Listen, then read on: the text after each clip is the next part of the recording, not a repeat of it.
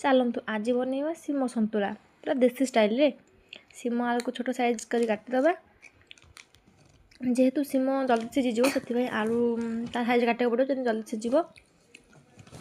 तापर gas on कलु बसईदेली कढ़ई। कढ़ई गरम है पकईदेली तेल।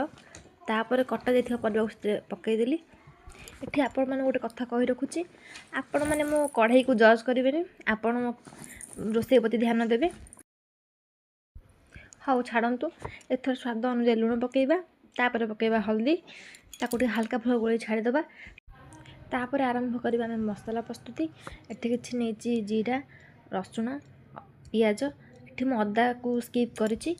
तापर कढ़ई ताती गलानी पकईदबा जीरा। तापर पेसाई था मसला को ऐड करबा। तापर ताको ताथे स्वाद अनुसार लुण पकेबा हल्दी पकेबा लंका गुंड बस एतिकी। मु चेष्टा कर सब बेले कम तेल ऐड करबा कम मसला ऐड करबा किंतु परिशेष में देखे कि अधिक तेल अधिक मसला परिणत हो जाए तरकारीटे। छाड़ू से सब कथा पर आलोचना करवा।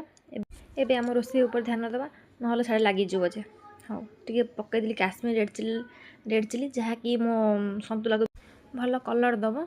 तापर एठी पकईदेली गोटे टमाटो। तापर ताकू भलसे गोल सारा पर किसी पानी ऐड करदेली ताकू छाड़देली फुटियापाई।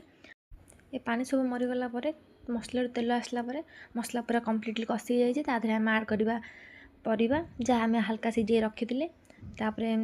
तादेह अल्प पानी ऐड करवा। जेहेतु आम सन्तुला बनाऊे पानी अल्प ऐड करवा। कौ मानक सन्तुला भल लगे मत कमेंट बॉक्स में निश्चय जनइबे। आउ जदि मो रेसिपी आपको भल लगी था लाइक शेयर सब्सक्राइब करेंगे। रोचे।